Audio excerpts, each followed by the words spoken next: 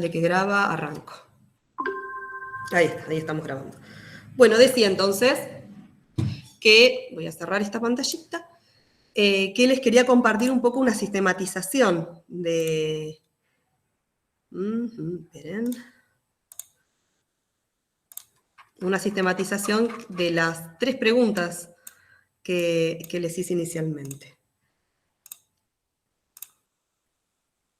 Pero nunca encuentro la opción. Es una pestaña, una ventana. Ahora sí. Díganme si ven, porque ahí yo ya los dejo de ver. Así que háblanme porque si me hacen gestos no los veo. Se ve.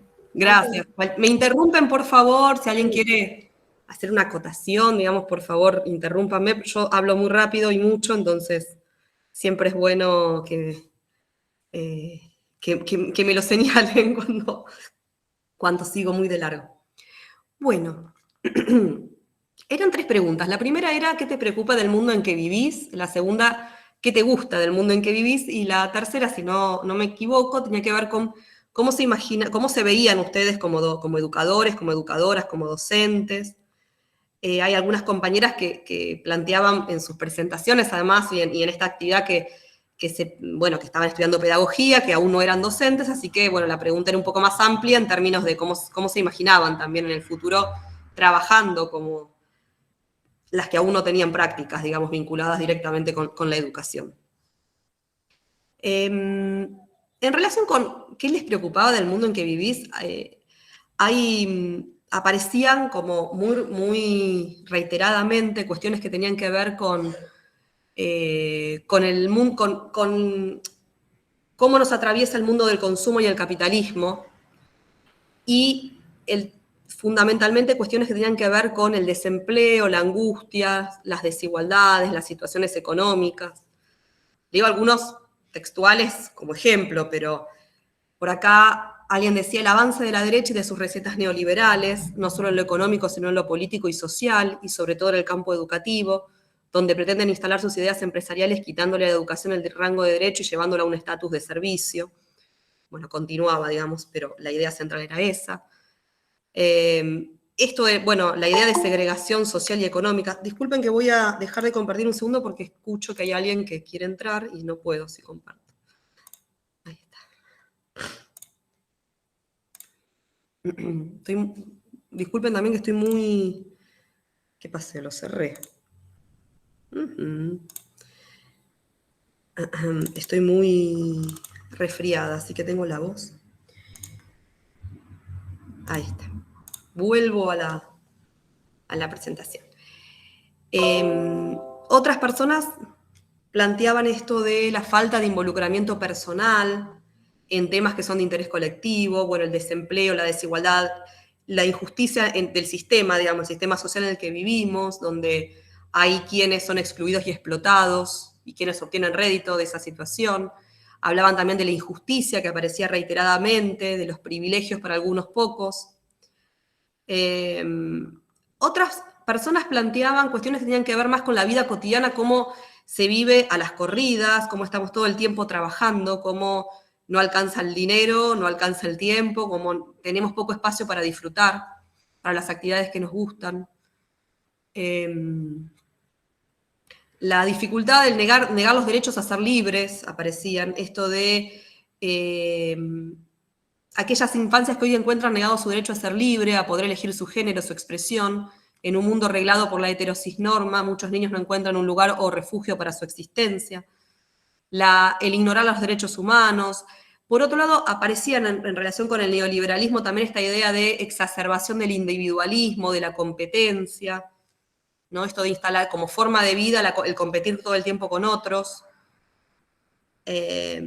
Había algunas personas que planteaban esto de las tecnologías, de cómo cada vez estábamos las personas estábamos cada vez más distanciadas, sociedades más conectadas por la tecnología, pero desvinculadas entre sí afectivamente. El uso desmedido de la tecnología que aparecía de nuevo en los chicos particularmente. La falta de empatía, de la violencia. El tema de la violencia también aparecía reiteradamente. Las fake news, el tema de la compartir información que es falsa, eso también aparecía ligado a la tecnología incluso. Y eso en relación con esta primera pregunta. La segunda, de qué te gusta el mundo en que vivís. Ahí creo que la gran mayoría mencionó, la gran mayoría mencionó cuestiones que tienen que ver con las luchas colectivas, ¿no? Luchar por los derechos, encontrar gente que piensa como uno, como una, poder compartir esos modos de pensar, poder compartir espacios de militancia, de lucha. La libertad de poder decidir por uno mismo. También aparecía esto de la diversidad, ¿no? Vivir con libertad, que es un derecho y una obligación, plantean también. Esto de la gente que se involucra, muchos y muchas de ustedes también planteaban esto de que lo que les gustaba era que existe un montón de gente que aún se ensucia las manos, que se involucra, que intenta cambiar las cosas, que lucha por un mundo mejor, que sostiene sus convicciones. Muchas y muchos también recuperaban cuestiones que tenían que ver con el contacto con la naturaleza, con viajar, con las actividades que les resultaban placenteras, el arte, la música, ¿no? Los amigos, la familia, el estar compartiendo con ellas y con ellos, la forma de ser que tenemos los argentinos. Algunas y algunos planteaban cómo, me gusta la simpleza con la que entienden los cambios sociales los jóvenes, o sea, cómo las y los jóvenes tienen una mentalidad tal vez más abierta para comprender un montón de cuestiones que en nuestras épocas. Y por último, ¿cómo te ves como educador o profesional de la educación en este escenario? Y ahí, varias y varios decían algunas cosas como las siguientes. Me veo generando espacios que a través de la observación y el registro se pueda lograr un ambiente de empatía e inclusión, donde puedas sentirte cómodo con quien sos, con el contexto que te rodea o cómo te percibas, libre de prejuicios o estereotipos, generando una educación más liberal. Siento la responsabilidad de generar miradas críticas y comprensivas de la encrucijada de cambios epocales actuales, formar ciudadanos comprometidos. Alguien decía por acá, parte del ser docente es vivir en crisis y con incertidumbre. Me refiero a crisis e incertidumbre, pero no en el mal sentido de la palabra. Somos los maestros y maestras de una generación que vive en un mundo donde la infancia ya no significa lo mismo que cuando nosotros y nosotras éramos niños y niñas, y a su vez los estamos preparando para un mundo que desconocemos. Después me voy a quedar, voy a volver a esa frase.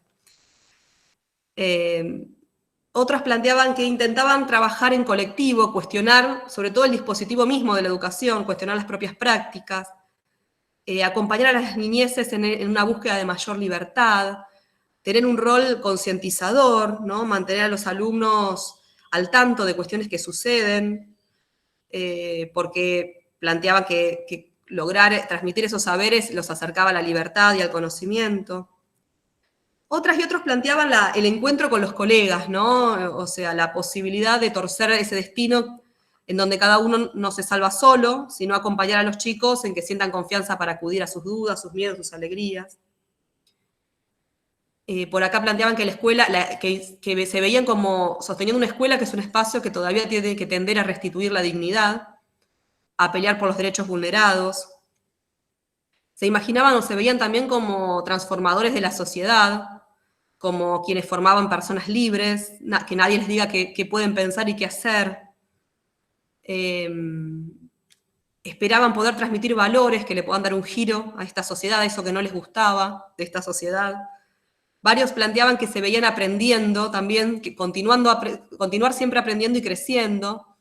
Por acá alguien decía, empobrecido era el aspecto económico y eso a veces influye en mi plano laboral, trabajando más horas de las que quisiera, pero me veo también muchas veces como una privilegiada, pudiendo articular proyectos con compañeros hermosos. Tratando de que la educación no sea una mera transmisión de conocimientos y contenidos que se depositan en los alumnos y las alumnas, al estilo de la escuela bancaria. Y ahí lo que hice fue esta nube de palabras, vieron que hay en internet una herramienta que es la nube de palabras, uno puede subir un texto y el sistema arma, según la cantidad de veces que se repiten las palabras, las pone más grandes y arma un dibujo, ¿no? Con palabras. En este caso una nube. Y ahí es una herramienta que a veces es interesante para ver como gráficamente cuáles son las redundancias, ¿no? en un grupo. Y ahí lo que veíamos, también obviamente delimitado por las preguntas de la consigna, que de alguna manera marcan un horizonte o delimitan un horizonte para esas redundancias. Pero ahí aparecía sobre todo cuestiones que tenían que ver con como palabras, ¿no? Las palabras más destacadas, con mundo, con sociedad, con derecho, con ser, con libertad, libre, digamos, esas ideas. Con las personas, aparece por acá también lo colectivo, los valores, el país, la desigualdad, el poder, la educación y el derecho, digamos, como ideas muy importantes. Voy a dejar de compartir, así las veo y los veo. Bueno, ¿por qué les propongo hacer este ejercicio? Un poco porque, por un lado, para mí es importante empezar a trabajar o a hacer un recorrido, digamos, siempre situado en función de intereses, de motivaciones y de perspectivas de las personas con las que trabajamos, digamos, como educadoras y educadores. Ninguna propuesta puede hacerse, uno puede pensar una propuesta y anticipa una propuesta, pero siempre esa propuesta se termina de construir en diálogo con las otras y los otros. Entonces, iniciar preguntándoles estos interrogantes a mí me permiten, por un lado, tener una idea de algunas cuestiones que les interesan o que los conmueven o que están pensando. Pero también y sobre todo porque me permite ir conectando cómo muchas de estas cuestiones que en sus respuestas a sus preguntas podemos ir abordándolas a lo largo del recorrido de didáctica específica. Ahí habrán visto que entre las cuestiones que aparecían, digamos, como caracterización o como cuestiones que les gustaban o que les preocupaban, aparecían cuestiones que tenían que ver fundamentalmente con cambios sociales y epocales, o sea, con situaciones de contexto económico, fuertemente político. Por favor, si alguien quiere acompañar, digamos, o decir alguna otra cuestión en relación con esto, bienvenida y bienvenido. Cuestiones que tenían que ver con cambios epocales, con situaciones económicas, con modos de que se estructuró en estos últimos tiempos las sociedades contemporáneas, en términos de desigualdad, en términos de recetas neoliberales, en términos de situaciones económicas, también de vínculos entre personas. Varios planteaban el tema de la pérdida del afecto o del individualismo, de la competencia, digamos. Eso por un lado, aparecían, pero también aparecían, cuando les preguntaba cómo se imaginaban como educadores, aparecían esto de lo colectivo, la capacidad de lucha, la transformación, la intervención, la posibilidad de cambiar las cosas. Y a mí me sirve, digamos, estas prenociones o estas primeras ideas así generales en relación con estos temas, para poder, como decía hoy, plantear cómo imagino ese recorrido, cómo imagino la didáctica. Y acá una primera cuestión que me gustaría plantear, y es que cuando yo imagino cómo recorrer, digamos, en un ciclo de complementación curricular, o en algunos casos, la minoría, pero algunas personas también están atravesando su primer proceso formativo como licenciados en educación, en pedagogía, pero digo, a todas y a todos nos involucra el tema de la educación. Hay una historia específica del campo de la didáctica que la entiende como el cómo se enseña, digamos, aprender cómo hay que enseñar, no la metodología de la enseñanza. Y a mí me gustaría, a partir de estos disparadores y estas ideas que ustedes plantearon, pensar abordar la didáctica desde otro lugar. No inicialmente, aunque eso también lo involucra, pero no exclusivamente desde cómo enseñamos o con qué herramientas, con qué metodologías, con qué recetas incluso, para algunas perspectivas didácticas podemos enseñar, sino pensarla como la reflexión sobre las prácticas de la enseñanza, que es un punto de vista bastante distinto. Porque es un punto de vista que nos corre, digamos, de la metodología de arrancar por qué estrategias existen, cosas que uno puede leer en un manual, ¿no? Y que es muy diverso según los niveles donde ustedes trabajan, los campos disciplinares donde trabajan, los intereses, los modos de intervención, los espacios, digo, puede ser muy diverso. Y más bien pensar en cuáles son las dimensiones que uno podría pensar cuando analiza las prácticas de enseñanza, cuando analiza incluso las propias prácticas de enseñanza. Entonces, varias de estas cuestiones que plantearon las vamos a ir recuperando a lo largo del programa. Y acá sí hago la presentación del programa en relación con esto. La idea es poder trabajar como en 3 momentos el recorrido. El primer momento, de alguna manera, lo que intento hacer es recuperar qué es esto de enseñar en las sociedades contemporáneas. Y ahí lo que me interesa, por eso esta pregunta inicial, ¿cómo veían ustedes las sociedades contemporáneas? ¿Qué les preocupaba? ¿Qué les gustaba de las sociedades contemporáneas? Muchas de las cuestiones que plantearon las vamos a trabajar a partir de identificar como 3 grandes dimensiones de transformación. Pensando básicamente en esto, en las últimas décadas se han ido produciendo en nuestras sociedades muchos cambios que tienen que ver con dimensiones políticas, económicas, socioculturales, de diversa índole. Pero algunas de esas transformaciones han impactado, han atravesado muy fuertemente la práctica de las educadoras y de los educadores. Puede haber otras, pero yo elegí 3 para que vayamos recorriendo, profundizando en el análisis, que a mí en lo personal me parece que son como muy movilizantes para pensar la tarea docente, la tarea de enseñanza, básicamente. La primera tiene que ver con las transformaciones que se fueron dando en la producción, en la circulación y en la apropiación de los conocimientos, de los saberes.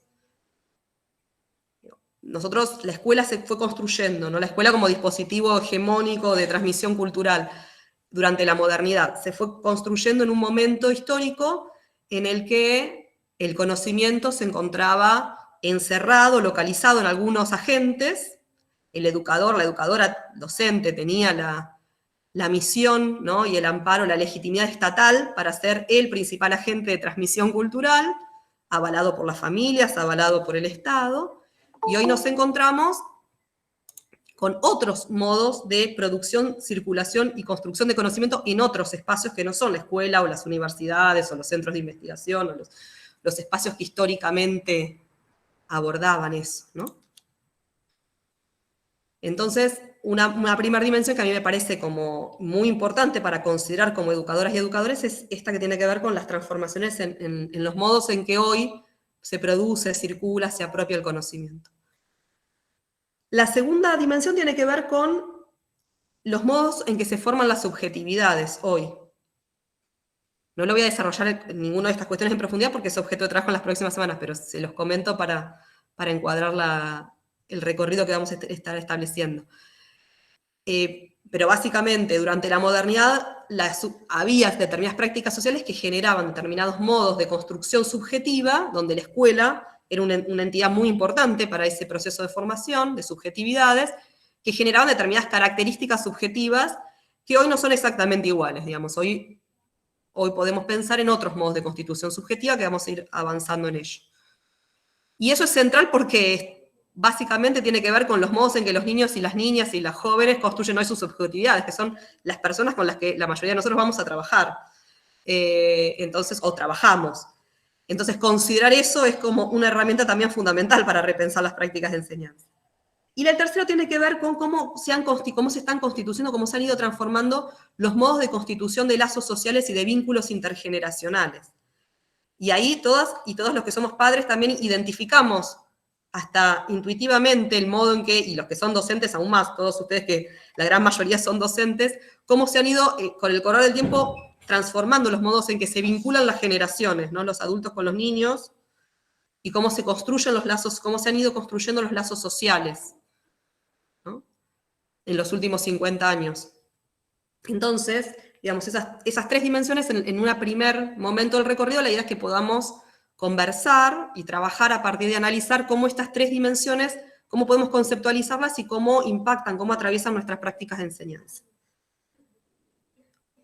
El segundo momento, la segunda unidad, tiene que ver con el proceso de construcción de propuestas de formación, que vamos como a abordar algunas miradas más conceptuales acerca de distintos modelos, distintos enfoques teóricos para pensar la construcción de propuestas de formación. Y la última unidad, el último momento, el último paso, tiene que ver con conceptualizar algunos principios teórico-metodológicos de intervención en la enseñanza.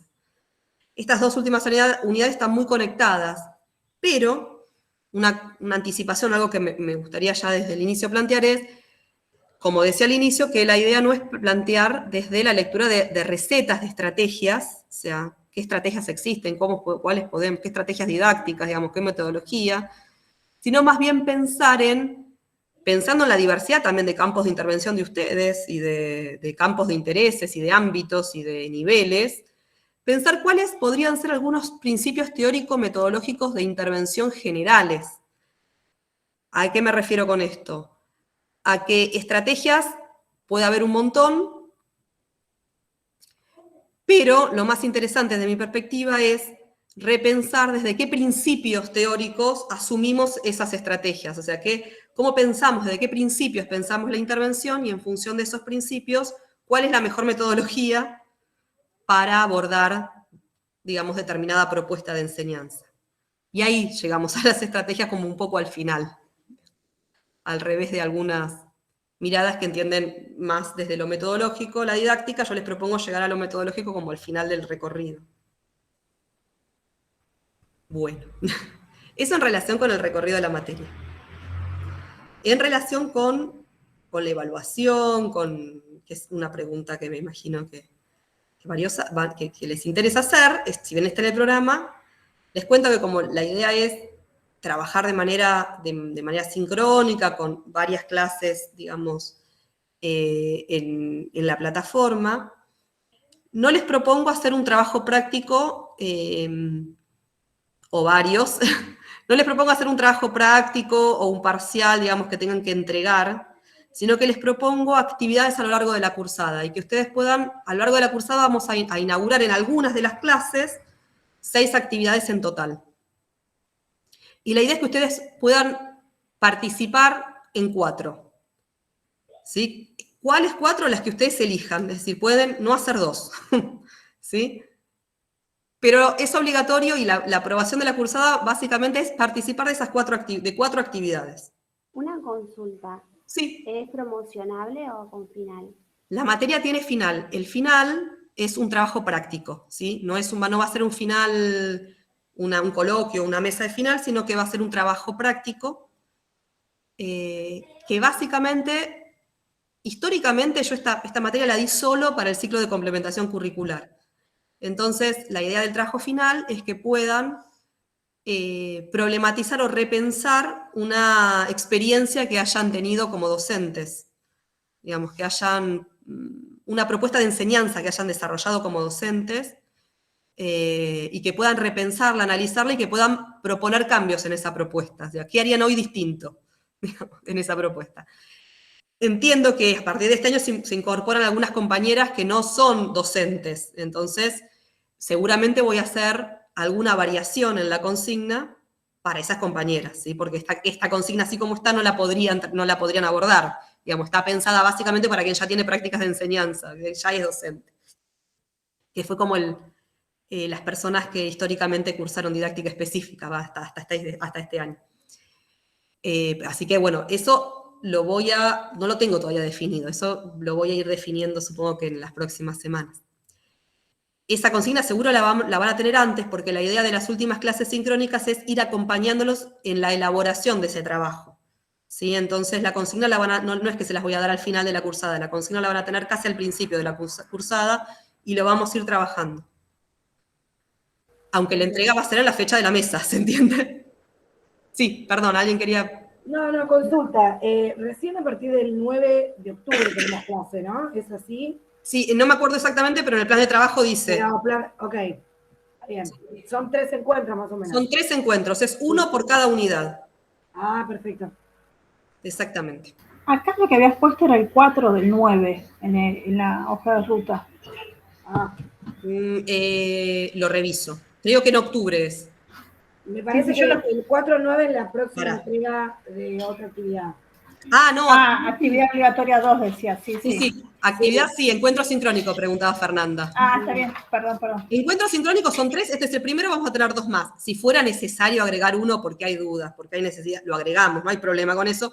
Lo que pasa que vieron que también es cierto que la agenda de ustedes de encuentros sincrónicos es complicada, ¿no? Entonces me parece que para mí siempre es mejor tener menos encuentros sincrónicos que sean, digamos, necesarios y que ustedes puedan organizarse en la cursada de las actividades y las lecturas en sus casas, en la semana. Digo, yo publico el sábado la actividad, ustedes tienen toda la semana para leer, hacer la actividad, ustedes eligen el momento en que lo hacen. Incluso para algunas actividades van a tener 2 semanas, ¿sí? ustedes eligen en qué momento, la idea es que ofrecerles también un recorrido, una propuesta que sea apta para personas trabajadoras, digamos, que puedan ustedes manejar esos horarios. Un poco la pensé así también entendiendo eso. Obviamente, siempre puede haber quien no llega en una instancia y siempre me avisan, hay tiempo, hay prórrogas, digo, eso somos flexibles, no hay problema. Pero avísenme, ¿sí? Entonces decía, la evaluación tiene que ver, la aprobación de la cursada es participar de 4 actividades que en general son acotadas. Las actividades suponen analizar algún caso en un foro, participar de un muro colaborativo, ¿sí? Con alguna consigna. Son actividades acotadas. Y la idea de que sean actividades acotadas es precisamente que no se les superpongan en la misma fecha 40 parciales que tengan que hacer y que podamos ir como trabajando en proceso las lecturas. Digo, que no quede para mitad del cuatrimestre o para fin del cuatrimestre que lean todo y que hagan un trabajo, sino que podamos como trabajar más en proceso el diálogo a partir de estos espacios de intercambio, porque en general todas las actividades, muchas de ellas van a suponer un intercambio colectivo, digamos, participar en un foro, por ejemplo, e intercambiar con compañeras y compañeros, digo, tratar de utilizar lo que las tecnologías nos permiten para generar algo de intercambio, bueno, a pesar de que no estemos en un aula donde podamos hablar directamente. Pero, digamos, la idea es poder trabajarlo, como decía, en ir avanzando en proceso y no dejarlo, no se le acumulen, digamos, en determinadas fechas también entregas y esas cuestiones. Por eso también la idea es que puedan desarrollar 4 trabajos de 6 y que, bueno, si hay alguno que se entregue en una fecha y se les complica mucho, bueno, ese no lo harán. Digo, no hay problema.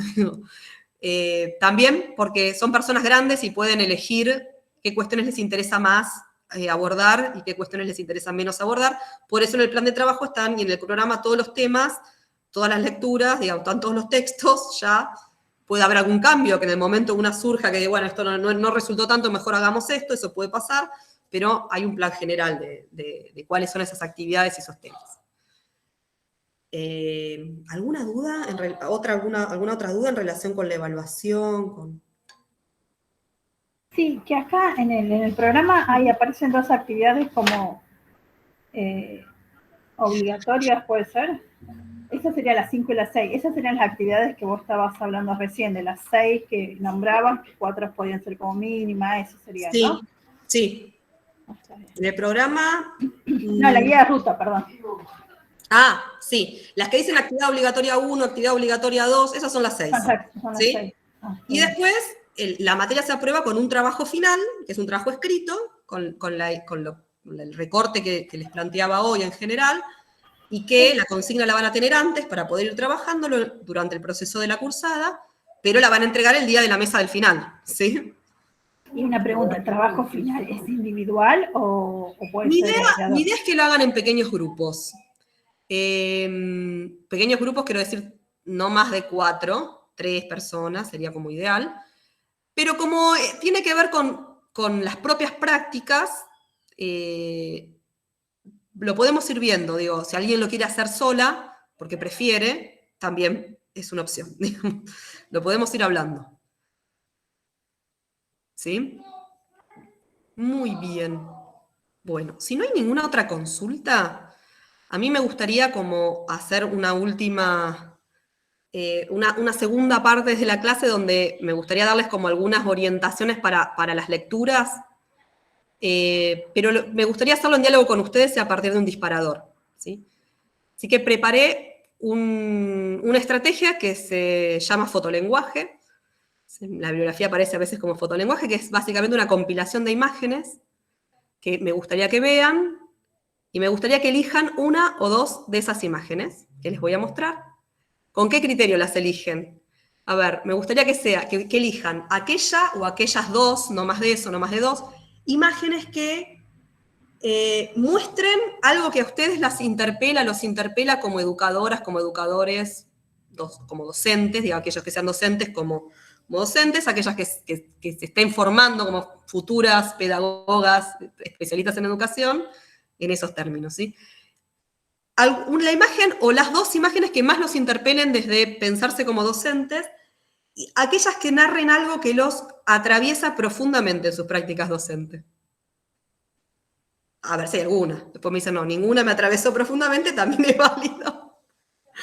Bueno, voy a hacer un intento, porque hice un editadito con música de fondo, o sea, le puse un poquito de onda, pero nunca compartí una presentación de PowerPoint como presentación por Meet. No sé si se puede. Voy a hacer el intento. Si el no corre automáticamente, me avisan, por favor, que lo saco y les muestro imagen por imagen, ya no va a tener música y todo eso, pero bueno. Ahí vamos.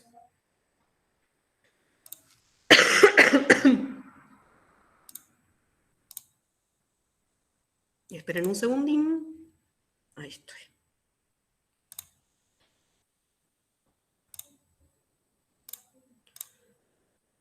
Bueno, avísenme si funciona, si van pasando las imágenes o no.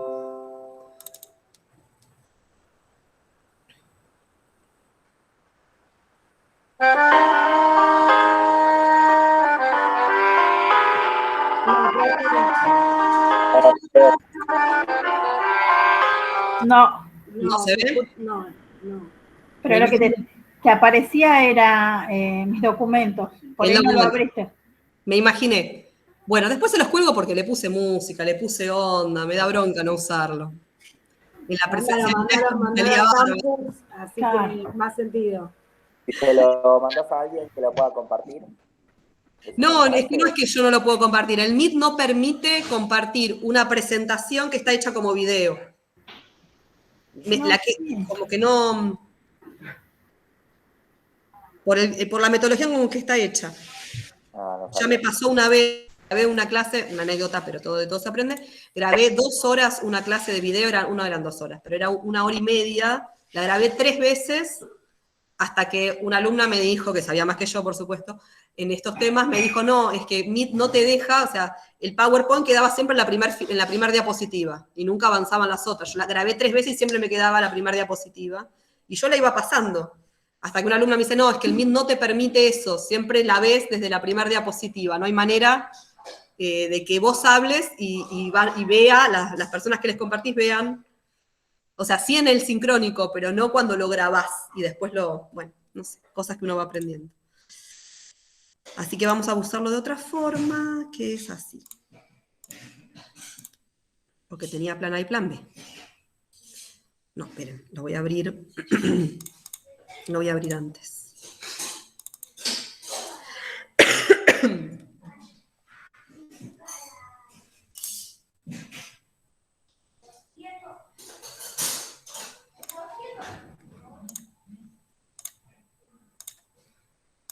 Ahora sí.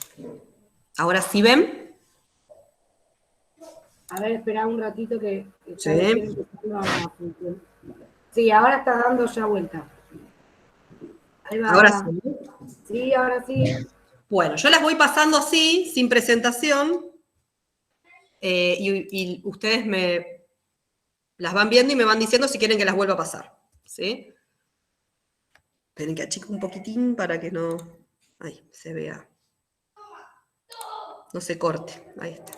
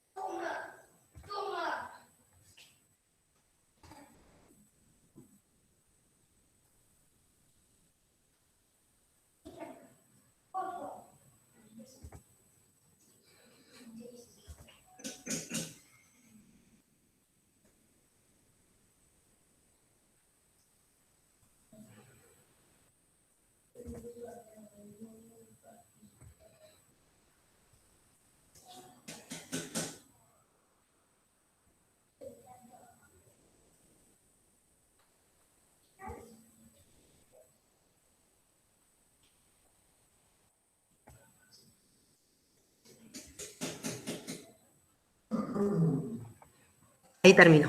¿Quieren que lo pase de nuevo? ¿O no es necesario? Ya eligieron. Díganme. ¿Ya estamos o lo paso de nuevo? No sé. La imagen que dice, tú eres el creador de tu propio destino, ay, esa me hizo mucho ruido. Está. ¿Dejo de compartir entonces? ¿Ya está? ¿Ya eligieron? No, No. ¿No, no?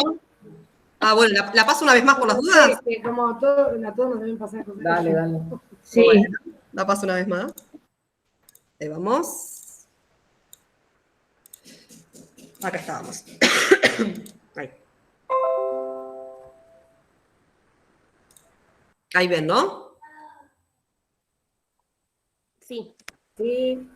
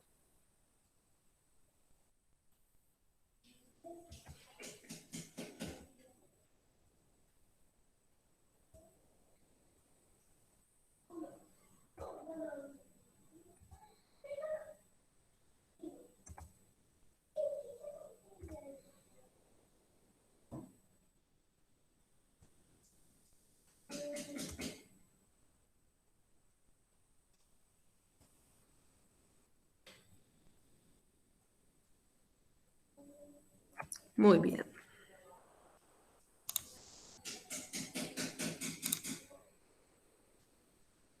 Bueno, ¿quién se anima a contarme qué imagen eligió y por qué? Ahí por ahí no sé quién había dicho que la de eres el creador de tu propio destino había sido como. Perdonen, ¿no? Pero estoy confiada. Perdón, yo me había anticipado, pensé que antes que estaba preguntando eso. Bueno, retomo y Dale. sí, esa imagen me genera así mucha incomodidad, porque me parece que está muy en boga ese posicionamiento, ¿no? Como que la responsabilidad cabe en cada uno de elegir cuando las condiciones son tan diferentes para las distintas personas. Ujú. Y después hay otra en donde se ve una ciudad pujante llena de edificios y en contraste una zona muy humilde, y creo que eso también es parte del paisaje cotidiano de lo que vemos, y esas injusticias, ¿no? Que uno las ve en el aula y no puede ser indiferente a eso. Me parece que como docente nos atraviesa esa realidad cada día. ¿Alguien más que quiera compartirlo? No es obligatorio, pero. Yo creo que... Flor, ¿sabés que sí, no, Flor? Ay, vamos a ir a lo mismo, ¿no? Vamos con la misma. Tendencia, Virginia, no sé, la que quiera. Arranca que yo te secundo, yo te sigo, vamos por la misma. Bueno, dale, vamos hasta el Ya fin. sabemos que estamos con la misma imagen. Yo elegí en realidad dos imágenes. Una que en realidad se superpuso sobre la otra, que es hoy la cultura tiene otros cuerpos. Ujú. Y sí. Alcoyana. Sí, puntualmente la palabra cuerpos me parece que tiene una potencia muy importante, y obviamente la marea verde de la cual me siento parte, pero más allá, yendo más a lo general de los cuerpos, esta salida de los closets que nos estamos permitiendo hoy, Y hablo de closet en un sentido amplio porque todas las disidencias, ¿no? Desde homosexualidad, trans, gordofobia, machismo, micromachismo, desde todos los puntos los cuerpos nos estamos encontrando en libertad de ser, de tener identidad y representación. Entonces me parece que hoy sí la cultura tiene otros cuerpos, falta todavía, pero están empezando a aparecer. Virgi, te la dejo. A mí personalmente, o sea, yo me imaginaba que íbamos a compartir la misma imagen por haber debatido ampliamente algunas ideas que todavía circulan, incluso mismo dentro del ámbito docente con respecto a los cuerpos, que ya hemos hablado varias veces acá con Flor. Soy militante de la diversidad de cuerpos, sufrí creo que toda mi vida y hasta el día actual de hoy la gordofobia, no, desde ir a comprar ropa y que la tenga que pagar 2 o 3 lucas más porque es para mi cuerpo, hasta la mía propia internalizada, o sea, cosas que todavía no se fueron. Así que encontrar la frase que hoy la cultura tiene otros cuerpos tiene que ver con todo un proceso profundo que se está dando de poder escuchar más seguidos voces que van con esto y que están contando experiencias y que están diciendo, che, basta con esto. Que yo vaya a un médico y que vaya con fiebre y que me diga, che, pero no estás un poco excedida de peso, pero pará, tengo fiebre. O sea, desde esas cosas, y que bueno, que hoy esos relatos se están divulgando más y estamos perdiendo un poco la vergüenza como para hablar, porque antes también pensábamos lo mismo, pero la vergüenza para hablar era fuerte. Creo que esta fuerza nos la dio también un poco todas las luchas actuales. Y bueno, esa frase como que me llegó, esa imagen me llegó. Y también me llegó mucho, que viene muy de la mano con lo mismo, la imagen con la bandera de la identidad de género, de la lucha por la ley de identidad de género. Creo que son más personales el motivo por el que me atraviesa, pero bueno, ahí está. Está muy bien igual. Me sumo a las compañeras, que si bien puede ser algo personal, creo que nos atraviesa. Lo personal es político y lo político es pedagógico. Así que... Perfecto. Entonces me sumo a lo que dice Vir y Florencia. Creo que es una imagen que es la única que elegí, porque tenemos otros cuerpos en las aulas y aunque no seas docente, también tenés sobrinos, pibes, hijos, hijes de amigues, que piensan distinto, que están en una cultura distinta, que tienen otros cuerpos que pueden decir, pueden hablar sobre lo que les incomoda. Bueno, y que también tenemos una educación sexual integral dentro de las aulas, que me parece muy importante destacar y señalar que es gracias a una lucha colectiva también. Bueno, estoy sin voz, así que hablo poquito. Me estoy igual, así que... ¿Alguien más? A mí me interesó, o me llamó la atención, esa imagen de, digamos, de la multiculturalidad fotografiada, ¿no? Como algo distinto, como algo, bueno, vamos a integrar al que es diferente, a los pueblos originarios, hagamos los actos con los niños y niñas disfrazados de indiecitos con la pluma, y bueno, qué inclusivos somos, ¿no? Y bueno, me pareció eso como que es la fotografía de algo que en definitiva es diferente y no que forma parte de la multiculturalidad. Como la banalización, decís. Exacto. Algo que es mucho más profundo, digamos, o que supondría una intervención mucho más profunda. Sí. Y esto, fotografiado como algo raro, como saquémosles la foto, que son pintorescos, claro. Eso. Entiendo, Paula. Creo. Anael por acá dice, la de educación a distancia, la imagen representa lo que vivimos el año pasado y la que seguimos pasando en algunas ocasiones. ¿Cuál? Había varias de educación a distancia. ¿Cuál en particular? Si podés, no sé si Anael puede, por ahí no tiene micrófono. Hola, ¿qué tal? Hola, Anael. Estaba el niño como mirando desde lejos. Ujú. Sí, ya sé cuál es. Perfecto. Me parece que se vio mucho reflejado con lo que pasó el año pasado y con lo que actualmente sigue pasando en algunas provincias, porque muchos chicos todavía no pueden volver al aula. Ujú. Entonces me llamó mucho la atención eso, o sea, fue la que más me llegó, porque nosotros también ahora estamos en una educación a distancia, si nos ponemos a pensar, en vez de estar en un aula disfrutando mejor la cursada, todo, ¿no? Estamos a través de una pantalla, que hasta el día de hoy a veces cuesta. Ujú. Bien. Por ahí Pedro dice algo, pero antes Alejandra había levantado la mano, así no sé que cuál es ahora también. te leo, Pedro, pero... No sé si Alejandra... Hola, sí, Alejandra por lo ahí vemos. lo que... perdón, Ale. Perdón, la otra. Bueno. Y después Pedro y después La Alejandra otra. y Macarena. La otra Alejandra y Macarena. No, yo lo que decía era, viste que hay una imagen del abuelo y la nena en la computadora, y después de un nene con informática también. Sí.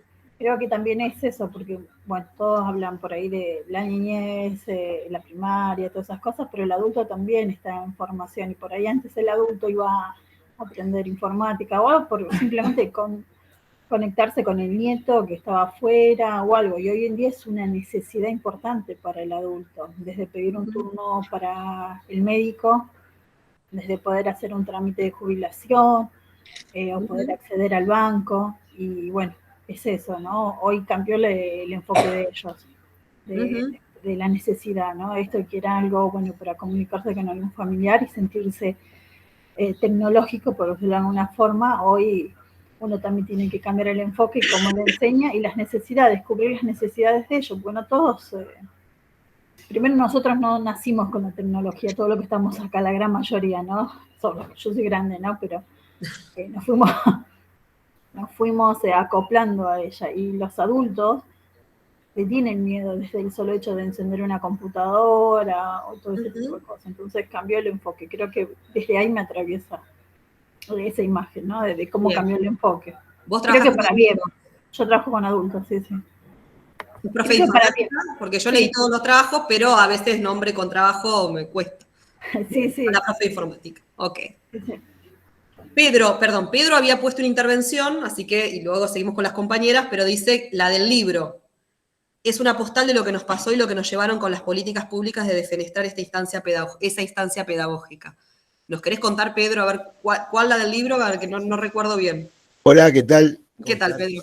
¿Qué tal? Sí, la que está, creo que es el niño, y hay alguien que se ve que le está mostrando un libro así como de lejos, dice educación a distancia. Sí, que sale de la computadora.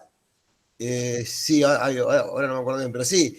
Pero digo, eso yo lo puse acá, eso de que es una postal de lo que pasó, pero eso te puede dar para todo. Es decir, quienes sostienen, lamentablemente son los que tienen que dar el encuadre pedagógico, que no sirve, porque miren cómo está ese chico que no puede llegar a verlo, o que no lo comprende, o quien dice, mirá, porque no tenemos, o porque no hubo, por ejemplo, el año pasado para todos y todas, los insumos y las herramientas pedagógicas, se transforman en algo totalmente inalcanzable. Por eso creo que va hacia todos lados. Yo lo tomé por esto, ¿no? Desde el lado que quienes tienen que dar el encuadre pedagógico se dedicaron más a defenestrarlo que a darle la ayuda necesaria, y igualmente pese a todas estas personas, que sabemos quiénes son, o bueno, se hizo un gran laburo, y como, digamos, sí se aprendió mucho sobre la marcha, porque todos los docentes no creo que estábamos con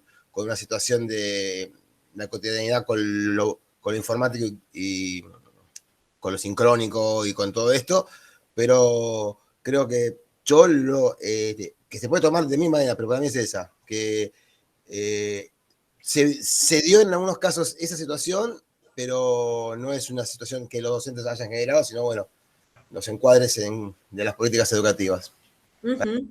Bien, gracias, Pedro.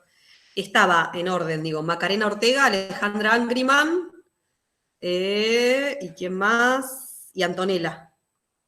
Y luego Camila Berguer, que puso algo ahí en el chat que ahora lo leemos. Si querés, Macarena. Estás muteada, te aviso. Yo quería mencionar, bueno, la imagen que aparece en todos los chicos con la compu. La de conectar igualdad. Quizás fue quizás fue la que más me llegó porque, bueno, pensándolo, por supuesto, de mi lado, de la desigualdad, digamos, creo que en un momento así, como el que nos tocó vivir y nos toca vivir todavía, bueno, quedó plasmada la desigualdad que hay, digamos. A mí, de hecho, no solo en los chicos, sino en todas las personas que, por ejemplo, me pasó que el año que fue la pandemia, yo no tenía compu en casa tampoco.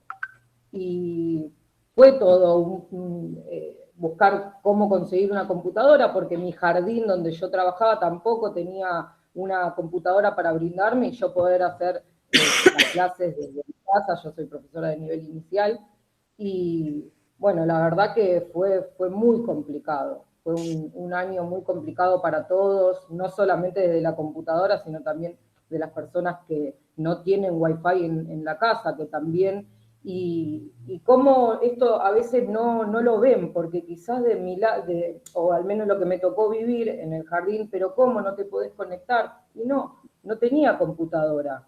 Y bueno, nada, la verdad que pensándolo en lo que nos tocó vivir fue la que más me llegó y bueno, esperemos que ahora que en el jardín llegó una nota como que vuelven a entregar computadoras, bueno, esperemos que toque. Sea para todos y para todas. Totalmente. Vos, bueno, digo, no sos la única, Anael dice que le tocó vivir lo mismo, y no son solo las dos únicas. Digo, el año pasado SUTEBA había hecho una encuesta en toda la provincia de Buenos Aires y 1/3 de las y los docentes señalaban que no tenían computadora en su casa, que tenían que dar clase con el celular. Fue una situación, digamos, que no fue coyuntural y no fue, digamos, no es que le pasó a poca gente tampoco. Bueno, estaba Alejandra Angriman, después Antonella y después Camila. Bueno, no, más allá de coincidir con mis compañeros y compañeras, me interesó recuperar dos. Una que es multiplicar la palabra y la otra que tiene que ver con las radios escolares. Yo trabajo con jóvenes, trabajadores y adultos, digamos de 18 años en adelante, y en proyectos de formación profesional, trabajo en una organización sindical. Y la verdad que el tema de la voz me parece que es una de las, más allá de estas apreciaciones que hacían las compañeras con respecto a las voces nuevas que hay y que se han puesto en debate, me parece que hay mucho de lo no dicho, de lo que no se expresa y de lo que no se escucha de los alumnos, de las alumnas, por supuesto de los docentes, ¿no? Pero pensando más que nada en la necesidad de recuperar la voz, digamos, de hacer que los silencios desaparezcan. Esto también tiene que ver con la lectura, ¿no? Con digamos, la lectura como algo depreciado y con el poco tiempo que se le dedica al tema de la palabra, primero para escucharla y por supuesto después para multiplicarla, tiene que ver con cuestiones más colectivas y por eso digo, la capacidad de recuperar la voz, la capacidad de escucha, de multiplicar, me parece que al menos en las áreas que yo trabajo me parece centrales, que hay que dedicarle mucho más tiempo, que si no se escucha no es posible desarrollar ningún proceso de enseñanza. Digo, me refiero a escucha y la ayuda en resolver los problemas de los otros. Y la experiencia de las radios, que es una experiencia que yo he transitado bastante porque trabajo en oratoria y en semiótica, me parece que es una experiencia extraordinaria justamente para reforzar y recuperar el tema de la voz, ¿no? De la palabra en todo sentido, de la palabra bien dicha, de la seguridad la seguridad que hay cuando los, bueno, en este caso los trabajadores, pero digo los jóvenes recuperan la voz. Eso, me interesaron esas dos cosas centralmente. Gracias, Alejandra. Antonella y después Camila, que ahí dejó un mensaje que ahora lo leemos. Bueno, a mí me pasó que vi la imagen donde hay una persona en un escritorio, creo que enfrente tiene como una playa o un mar. siento que nos representó a muchos estudiantes que nos agarró la pandemia a principios de, por ejemplo, iniciar un ciclo en la facultad, o en mi caso, terminando un ciclo, que me agarró en último año de secundaria. Y siento que en tiempos de pandemia fue como que todo un quilombo, que estás acostumbrado a tantos años de estudio, de presencialidad, y de repente todo depende de internet, de buena conexión, de si te levantás temprano para una clase. Y siento que me representó esa imagen porque es como que dentro de todo el caos, que a veces hay tantos problemas que parece como que el caos está dentro de la cabeza de como que dentro de todos los problemas que hay alrededor, uno mismo como que busca estar en paz y trabajar y estudiar. Lo mismo, por ejemplo, me pasaba que mi hermana está terminando una carrera de radiología y a la vez tenía que atender unas clases y a la vez tenía que estar con mi sobrinita en el jardín. Entonces, siento que representó mucho eso de, dentro de todo el caos, buscar nuestro espacio, nuestro lugar para estar tranquilos y estudiar y todo. Y me gustó mucho, la verdad. Gracias. Camila decía, a mí me sorprendió que no hubiera fotos de la escuela itinerante, de marchas docentes, de la Carpa Blanca, marchas contra la Unicaba. Había fotos de manifestaciones, pero no docentes. En mi defensa debo decir que el que les iba a pasar terminaba con una foto de la escuela itinerante, pero como no lo pude pasar, tuve que usar uno que no estaba, no es el último que edité, pero bueno. Camila, a ver, contanos, imaginemos que estaba esa foto de la escuela itinerante. Bueno, me parece que en las distintas, a ver, con las fotos que me sentí más representadas es con las que aparecen los movimientos sociales, aunque comparto, no me acuerdo quién había dicho, que algunas fotos están como sacadas desde afuera, como dar eso, ¿no? El esteticismo de la diversidad, como muy de un ángulo superior y no desde la mirada propia de los festivales o de los lugares donde están ocurriendo esos eventos. Y en los lugares en donde se veía como más tradicionalmente una escena de enseñanza, por decir así, siempre el trabajo era individual, había un solo docente. O estaban más mostradas, no sé, desde los lugares de los estudiantes, como en la foto del Centro Universitario de Devoto. Pero no la mirada colectiva, el trabajo docente en colectivo, desde un sindicato, con otros. Muy bien, perfecto. Les prometo que lo suyo van a ver que... No. ¿Alguien más? No tengo nadie esperando, pero alguien más que quiera participar. Hola, ¿se me escucha? Sí, se te escucha. Eva, ¿cómo están? ¿Qué tal? Bueno, yo no soy docente, recién estoy iniciando la carrera de licenciatura en pedagogía, esta es mi tercer materia, y nada, encuentro súper enriquecedora esta clase con tantos docentes, con tanta experiencia, así que estoy como observando mucho, escuchando un montón. Yo elegí la foto del camino que tenía un signo de interrogación al final, y porque un poquito me representa, ¿no? Como al iniciar esto, la incertidumbre del futuro, de saber de a quién uno va a ayudar, ¿no? ¿Quién va a ser ese estudiante que necesite en función de todos los cambios tecnológicos, de identidad? Bueno, eso es lo que a mí un poquito me llama la atención. Muy bien, perfecto. ¿Alguien más? ¿Anto? Hola. Una levantada, no sé si quedó de hoy o quería decir.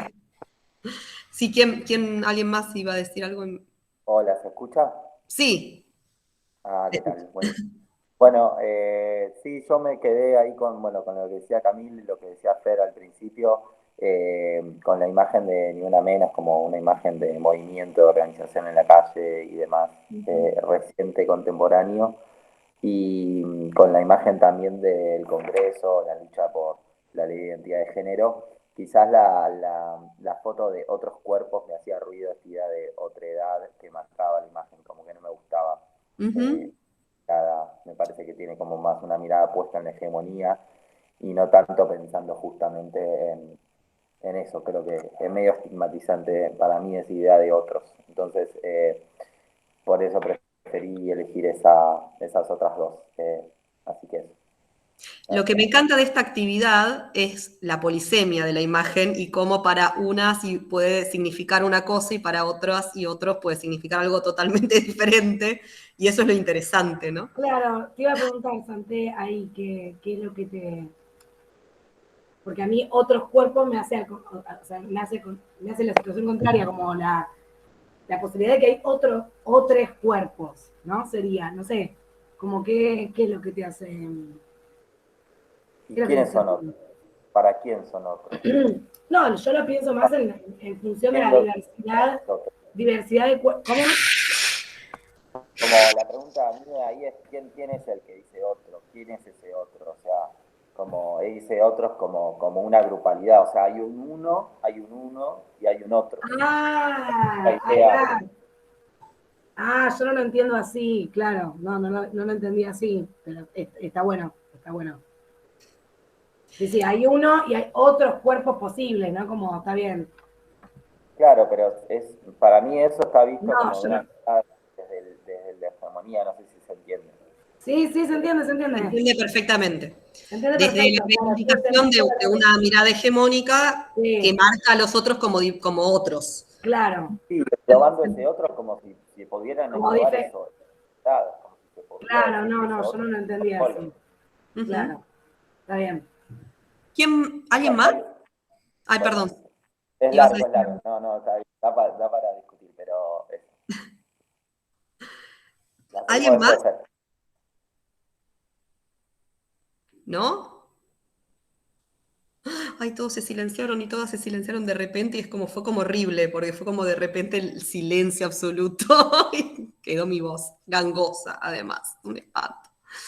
Bueno, a ver, para eran cuestiones súper interesantes. Hago como una síntesis y me ayudan a hacer la síntesis, porque me voy a olvidar cosas de todo lo que fueron diciendo. Recuperaron cuestiones que tenían que ver con las diversidades, digamos, con las nuevas subjetividades o con nuevas, no está muy bueno, pero plantearlo, la diversidad de las subjetividades, digamos, en términos de militancia, pero también en términos de reivindicación precisamente de la diversidad, del valor de la diversidad, del valor de la diversidad como estandarte, pero también como reconocimiento de existencia, de existencias diversas, me parece, ¿no? Esta cuestión que tiene que ver con las sexualidades, pero también con los otros cuerpos, o con las corporalidades, con las cuestiones etarias también, porque por ahí la compañera que es profe de informática también planteaba cuestiones que tenían que ver con las necesidades o con las cuestiones que en distintas edades de la vida también son relevantes o son importantes o son necesarias trabajar. Esa era como una línea que aparecía. Después otra tenía que ver con el tema de las tecnologías, ¿no? El tema de la pandemia, de las tecnologías, de la educación y las tecnologías, de lo no presencial, de las TIC, de la no presencialidad, de la educación a distancia. Había como una cuestión coyuntural, pero que va a exceder lo coyuntural porque es algo que, un poco creo que llegó para quedarse porque resulta efectivo o cómodo en algunos casos, o es para que lo debatamos, igual lo dejo ahí picando, después lo retomamos, pero de alguna manera no es algo que va a desaparecer, digamos, la educación a distancia, la educación virtual ya existía. En este contexto fue como un instrumento necesario cuando se nos caían todos los instrumentos que manejábamos habitualmente, y en el futuro, cuando tengamos una presencialidad completa, no sé ustedes, la mayoría están en ciudad, ¿no? Están bastante presencialmente. Yo soy de La Plata, trabajé toda la vida en provincia, soy de provincia, no estamos aún con presencialidad completa, estamos en general con semipresencialidad, con modelos bimodales, entonces es algo que continúa siendo así. Yo además doy clases en la universidad es todavía a distancia, va a serlo todo este año, en la UMED y en la Universidad de La Plata, que es el otro espacio donde trabajo. Así que bueno, es algo que este año nos va a acompañar y probablemente nos siga acompañando en el resto de nuestros recorridos de alguna forma, aunque no sea exactamente esto. Entonces esa era como una segunda línea. Otra línea tenía que ver con la desigualdad, las que rescataron las imágenes era una imagen de Retiro, si no recuerdo mal, la que se ven los edificios y el asentamiento en primer plano, y planteaban el tema de la desigualdad. Yo ahí agregaría una idea que es la idea de fragmentación social que supone esa desigualdad. Si pensamos, ahora después avanzamos en esta línea, pero si pensamos a la escuela como, la pensó la modernidad como un dispositivo histórico de homogeneización, de construcción de ciudadanos para un Estado-nación, pero también de integración, podemos discutir de qué forma integraba, pero de integración en el sentido de inclusión de los diversos en un espacio a partir de un mecanismo de homogeneización, ¿no? Cultural, que luego lo avanzamos en esa línea, pero si lo pensamos de ese lugar, digamos, esa escuela a la que asistían pibes y pibas de distintas procedencias sociales, hoy, bueno, no existe tanto, digamos, o sea, no existe mucho. Digo, para quienes son docentes y docentes en este espacio, y bueno, todos hemos recorrido también, nos hemos formado en la escuela, entonces podemos identificar transformaciones también ahí, donde se ven fuertes procesos de fragmentación social, donde quienes son distintos ya no tienen muchos espacios de encuentro y de compartir, digo. Yo cuando era chica iba a una escuela estatal, ¿no? En el barrio, donde íbamos pibes y pibas, que teníamos distintas experiencias, historias familiares, distintas procedencias socioeconómicas también. Yo tenía compañeros, tenían padres, familias que tenían mucho dinero, compañeros que tenían, como yo, compañeros que tenían mucho menos que yo, y hoy eso no es tan habitual de ver, digamos. No hay tantos espacios que generen ese encuentro entre sectores sociales, con lo cual cada vez más nos juntamos con los que somos más o menos parecidos. Y eso es un tema para la escuela, como dispositivo que apuntaba a la formación de ciudadanos, digo. Es un problema el que nos encontremos, digo, desde mi perspectiva es un problema que nos encontremos siempre los que más o menos somos parecidos, en algunos términos. Y bueno, entonces digo, otros tenían que ver, elegían eso, el tema de la fragmentación social, la desigualdad, la injusticia, bueno, que es redundante en relación con la primera actividad y con lo que hablamos al principio. ¿Y qué más recuperaron? El tema de las tecnologías, el tema de las corporalidades y las subjetividades, el tema de la fragmentación, y no me acuerdo, ¿alguna más que me estoy olvidando? Bueno, y el tema de las luchas y los colectivos, esto que planteaba hacia el final Camila, en relación con la posibilidad de construcción colectiva de los docentes y no individual. No sé si algo más. Esas cuestiones que fueron marcando de alguna manera o que fueron eligiendo ustedes tienen que ver con estas tres dimensiones que yo planteaba al principio que vamos a recorrer. No sé si pudieron atarlo, pero si no lo atamos ahora. Decíamos al inicio que la idea de este primer momento es trabajar con aquellas transformaciones socioculturales que atraviesan nuestra práctica de enseñanza, nuestra práctica docente, nuestra práctica en educación. Y estas cuestiones que fueron marcando tienen que ver básicamente con esas cuestiones.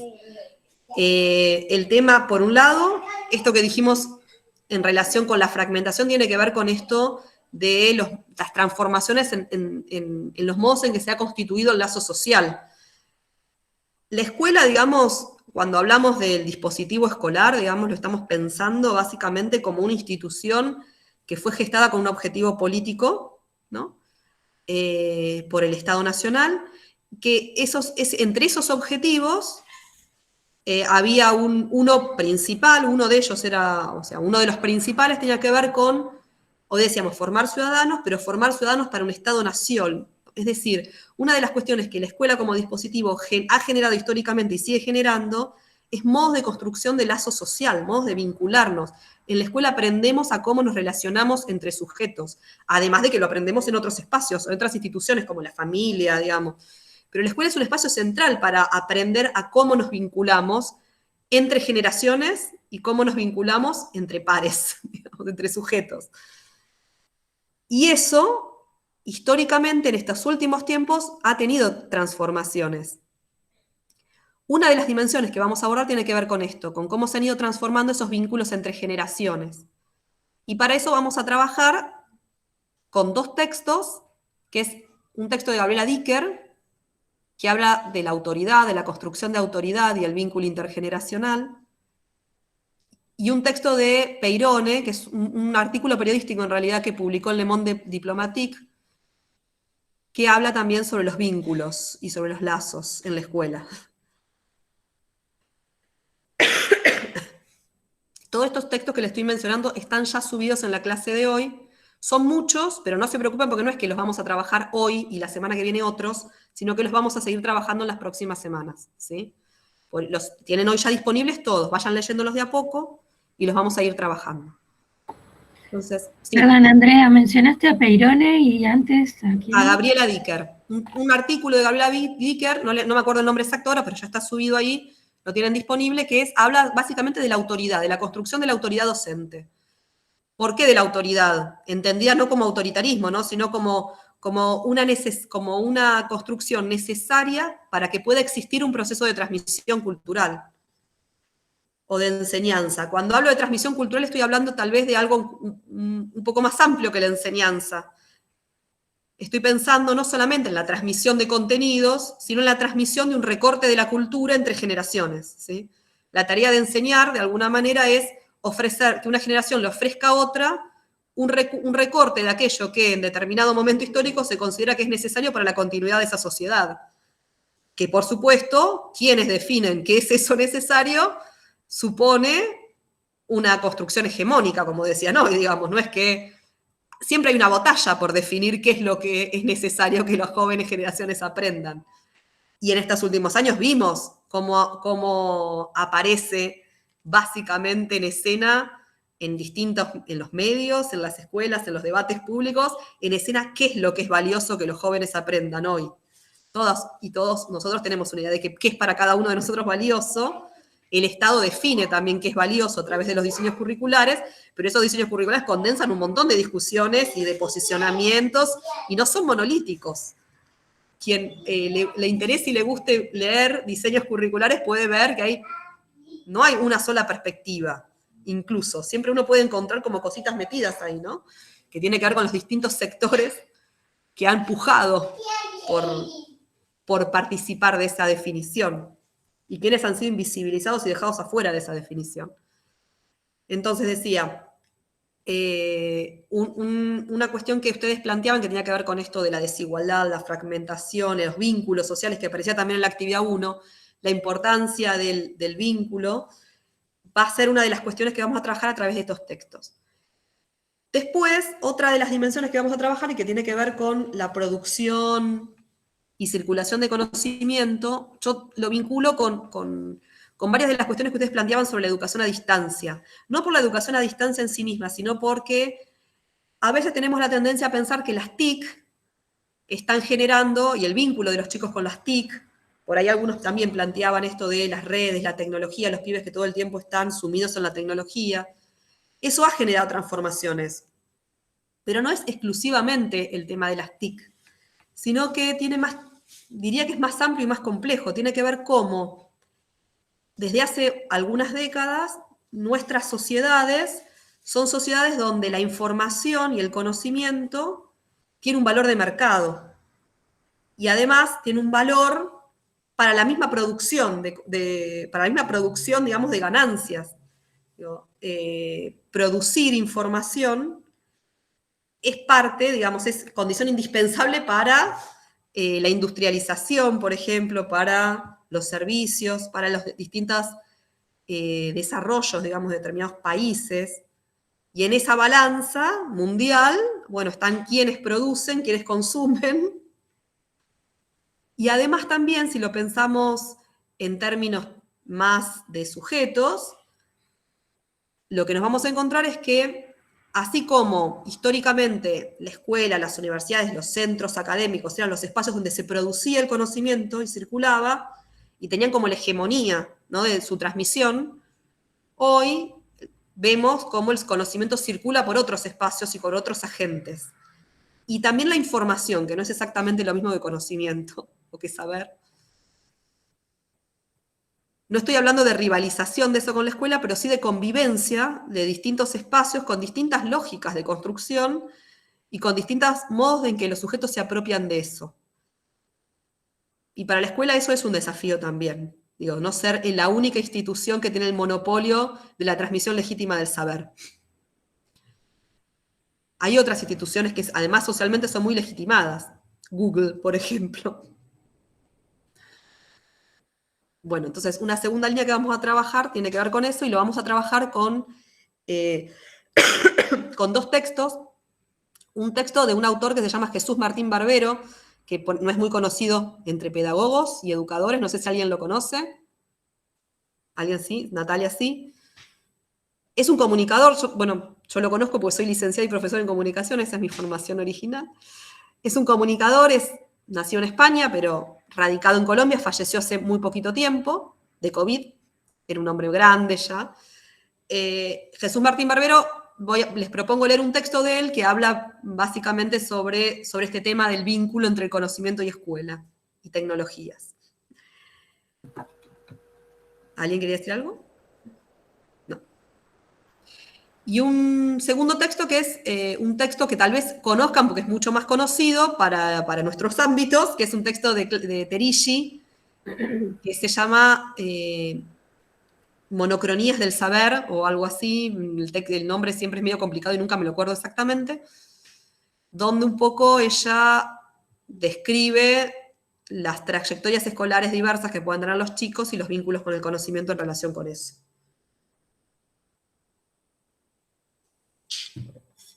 Y el tercer eje,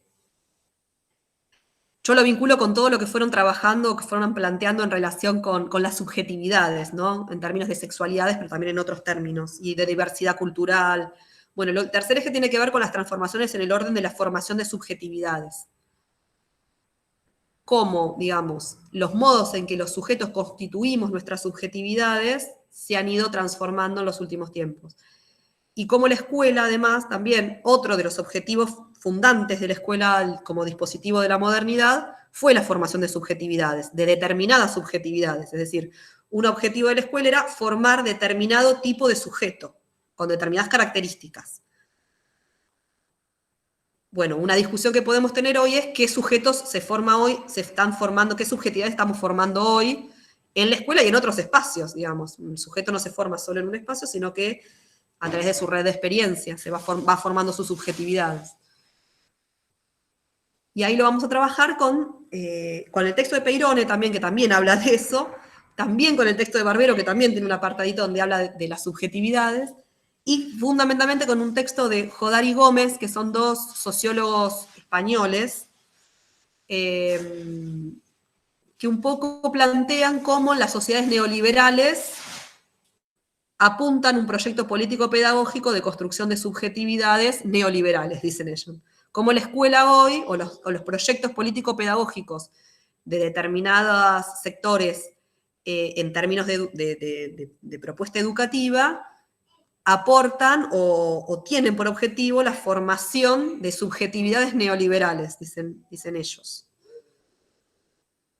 A mí eso me interesa que lo discutamos, a ver cómo lo ven ustedes eso, o no lo ven en nuestro país, porque ellos lo piensan desde España.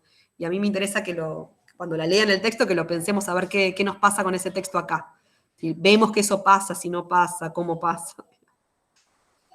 Entonces, bueno, esas 3 dimensiones son las que vamos a estar trabajando la próxima semana, con esa bibliografía. ¿Alguna consulta en relación con eso? No expliqué más que nada hice como un listado de lo que vamos a estar abordando. La semana que viene voy a publicar una clase donde va a haber un pequeño encuadre conceptual de estas 3 cosas que hoy mencioné, de estas 3 dimensiones. La bibliografía va a ser la que ya está publicada y va a haber una actividad, ¿sí? Que les voy a proponer, que es un foro, básicamente es participar de un foro, que les voy a proponer que participen analizando determinadas cuestiones a partir de esos textos. Así que les recomiendo que vayan leyendo, no es necesario que los lean todos, sí que puedan ir haciendo un picoteo, por lo menos por algunos, como para poder participar de esta actividad. ¿Alguna consulta, duda, comentario, algo que quieran compartir? Sí, yo tengo una. Sí, dale. Entonces, por ahora, la única actividad en sí sería analizar más o menos los textos. Sí, esta semana es leer los textos. La semana que viene voy a publicar una actividad que van a tener 15 días para hacerla, ¿sí? 2 semanas. Lo que les sugiero es esto, ir leyendo para poder, llegar a esa actividad sin que se les vayan juntando todo, porque son varios textos. Como decía, vamos a trabajar los 2 o 3 semanas esos mismos textos. Pero bueno, si lo dejan todo para el último minuto va a estar complicado, me imagino. Ok, gracias. No, de nada. ¿Alguna otra duda? Sobre la materia, sobre esta primer encuadre, algo que quieran compartir. ¿No? Si no vamos terminando. Sí, me dicen todos vamos terminando. Bueno. Bueno, gracias. Gracias por estar, por haber podido estar. Nos vamos encontrando entonces el próximo sábado ya en un espacio asincrónico, ¿sí? Cualquier duda, cualquier consulta, saben usar la plataforma porque ya vienen cursando la plataforma, así que me pueden mandar un correo o responder en algún foro, pero bueno, el correo es más directo, ¿sí? Bueno. Les dejo Chao, chao, hasta la próxima. Hasta luego, nos vemos. Gracias, hasta la próxima. Gracias a ustedes. Hasta luego. Chao, profe, buena semana. Chao, gracias. Chao, hasta luego. Hasta luego. Chao, buen fin de semana.